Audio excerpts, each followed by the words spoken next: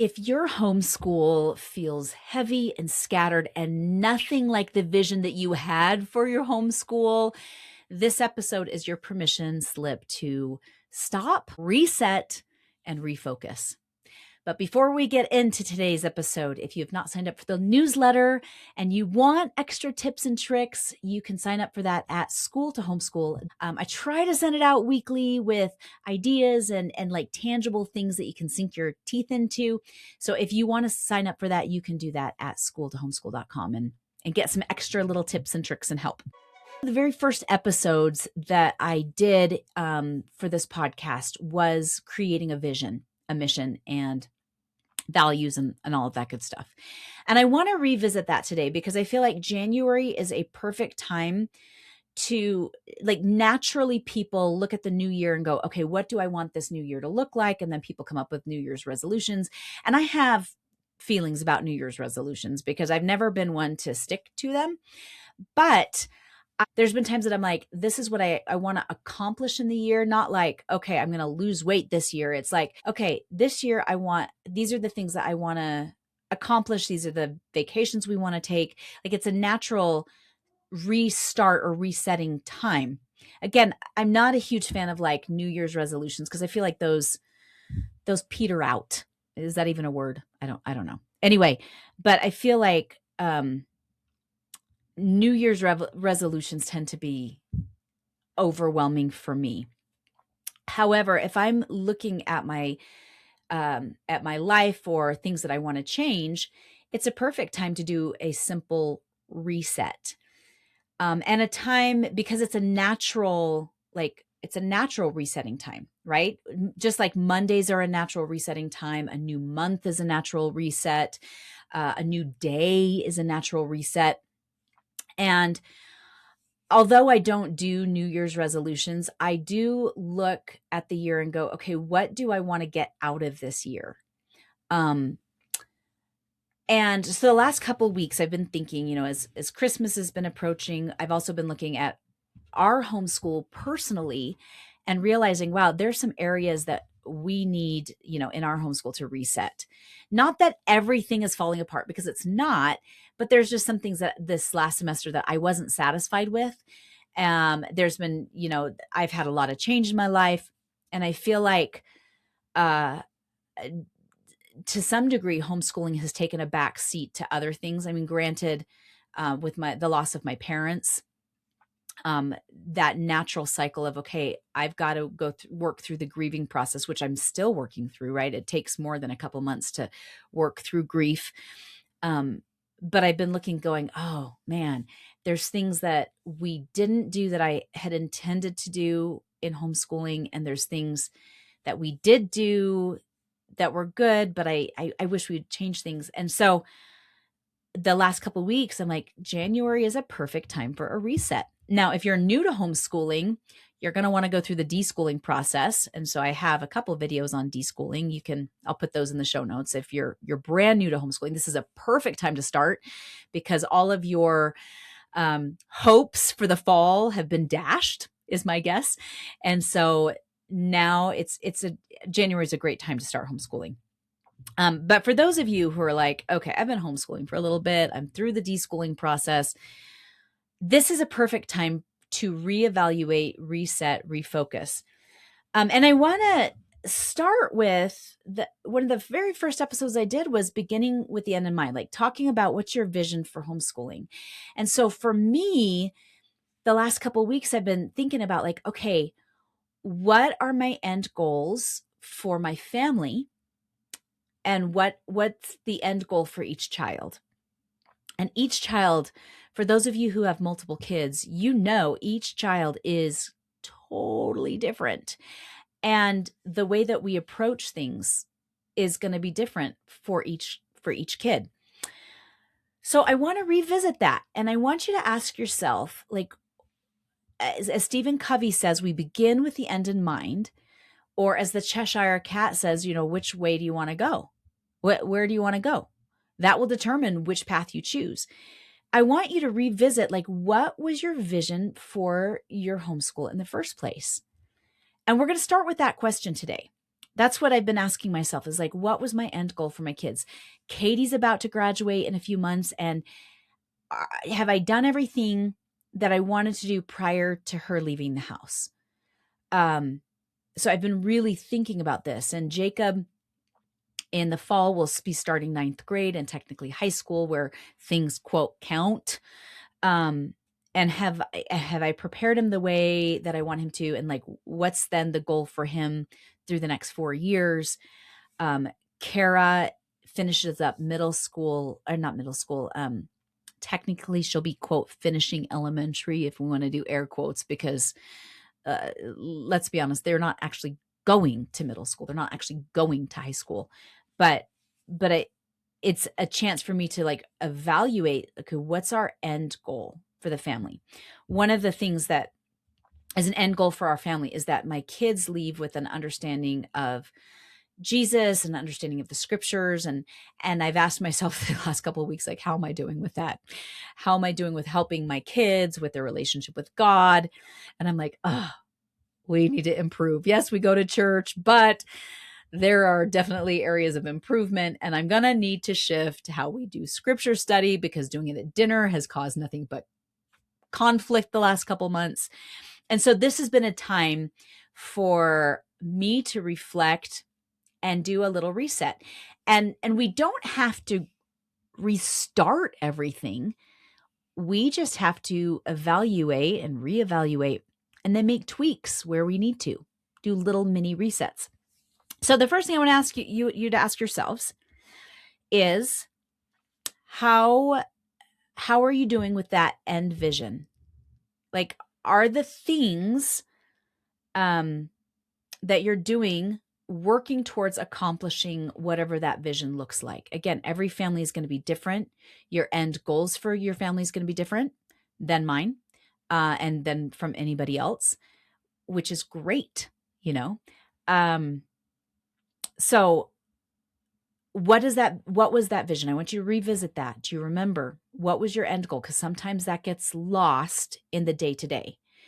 What's your end goal? And how are you doing with accomplishing that goal? I want you to remember that homeschooling is a marathon. It is not a sprint. It is learning a pace that works for you, because it's long term. And parenting is a marathon as well, right? Just because our kids leave the house doesn't mean we stop parenting them. I was just on the phone with Joshua today, who graduated and now he's doing mission work. And he and I were chatting today, and I haven't stopped being his parent. He still had all sorts of questions and things that, albeit a different set of questions, but we were working through stuff today. So parenting is a marathon, and ultimately homeschooling is parenting times 10. Okay. So what was your end goal with homeschooling? Like, what was your vision for your homeschooling? How are you doing that? How are you doing right now with moving closer to that end goal? How are you doing with that marathon pace as opposed to that sprint pace? That's where burnout happens when we're trying to sprint. And so we've got to set a healthy pace. How are you doing with that? Do you need to pick up your pace with your homeschooling, or do you need to slow down? It's different for every person. Have you been deschooling and now you're to the point that you're like, I think we need to add a little bit more. I think,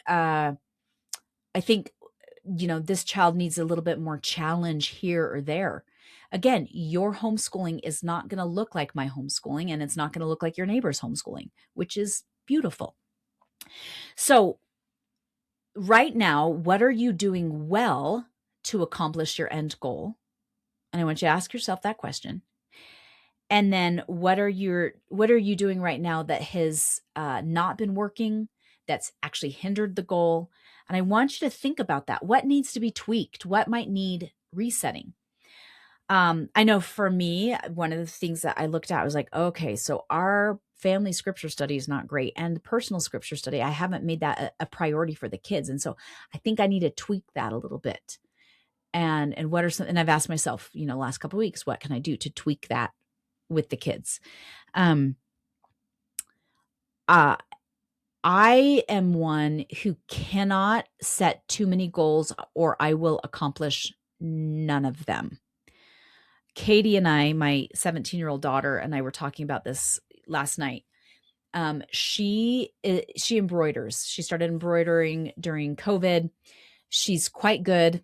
Um, and and right now she's working on a really big embroidery project personally. And she's gearing up for her second semester of the year of state college classes and doing concurrent enrollment. And when she starts doing her classes, she puts more emphasis on that than she does her embroidery, and that takes a little bit of a back seat. And then she's also preparing for a show that she's in. And so I had mentioned to her, I'm like, oh, you should do this other project for, this other person wanted to do this project. And she in her wisdom is like, Mom, I know myself. And I know that if I have more than one big embroidery project, I won't accomplish any of them. I'll just put them both on the back burner because my brain can't handle doing more than one big embroidery project at a time. So I will revisit that with you when I'm finished with this project. But I can't do it before then. And I was like, heard you loud and clear. Thank you. But that's how I think sometimes we try to stack too much on our plates and then we become so scattered that we're not able to accomplish anything. And so rather than trying to reset and restart every part of your homeschooling, I want you to think about, okay, what's working? Let's keep doing those things. And what small tweaks do we need to make? Again, do we need to slow down our pacing slightly? Do we need to speed up? Or maybe you're like, I'm at a point where we could add something. I'm super excited. Next week, I did a podcast interview. We actually did the interview a couple weeks ago, but it'll be posted next Monday. And it's a grammar expert, and she just came out with this really cool book. And that's what my plan is to implement some of the ideas from her book to teach children grammar, right? They've been doing copy work. They've been doing um, narration and dictation, reverse dictation, French dictation. I haven't talked to you guys about those things. That's from Julie Bogart, who wrote The Brave Writer. Sorry, she runs The Brave Writer. It's from the Brave Learner book. And so now I'm like, oh, I see some holes in my kids' writing. And so I'm like, oh, we can utilize some of these ideas and I want to implement that. Like, it's not a big tweak. I'm not doing an overhaul of all of the writing. I'm just tweaking some of the grammar that we're working on with writing.